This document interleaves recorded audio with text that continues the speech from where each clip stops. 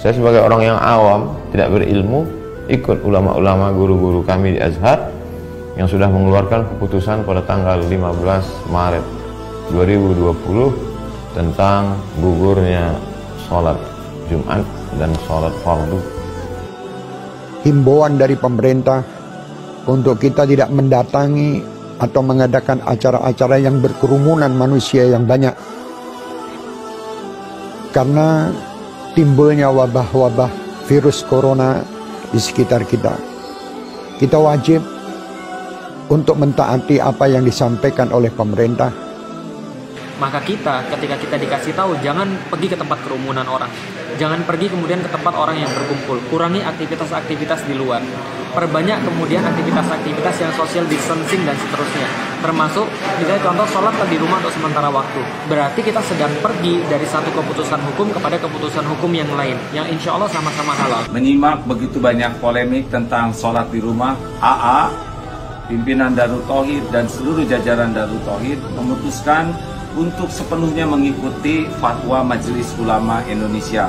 AA dan keluarga sudah sholat di rumah dan semua juga dianjurkan sholat di rumah.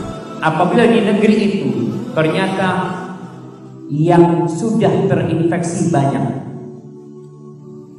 dan yang belum ketahuan juga masih banyak, maka kalau dikatakan menghindari, main nanti ya kota Surabaya mengumumkan namanya sekolahan tutup. Nggak ada sholat berjamaah di masjid, sholat di rumah kalian. Nah, di situ kita taati. Yang ingin saya sampaikan pada kesempatan kali ini, amanah dari Imam Besar Sayyidil Walid Al-Habib Muhammad Rizik bin Hussein bin Syihab.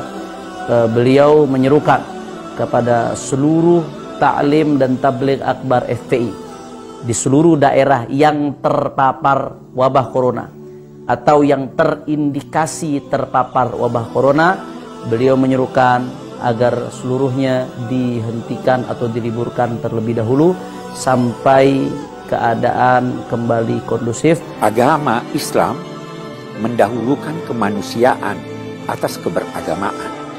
Karena itu tidak heran fatwa ulama-ulama menyatakan bahwa tidak wajib untuk melaksanakan sholat Jumat demi menjaga keselamatan jiwa manusia. Sesuai dengan petunjuk medis, petunjuk para pemerintah, mari kita ikuti.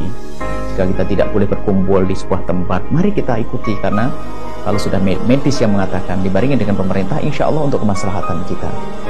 Jangan lagi mengadakan kumpul-kumpul untuk sholat berjamaah di masjid maupun sholat Jumat, karena penyebaran virus COVID-19, virus corona itu tidak kebanyakan kasus orang yang mengidap virus corona tidak menunjukkan gejala apapun. 85% tidak menunjukkan gejala apapun. Dan kondisi sudah dia nyatakan sebagai pandemi global, dan itu adalah penyebaran penyakit yang paling dahsyat. Hafizahullah, misalnya dilarang mengadakan acara-acara keramaian, ya sudah kita taat. Ya kalau ternyata masjid tidak boleh datangi karena terbukti terjadi banyak virus corona, ya sudah, tidak usah datang.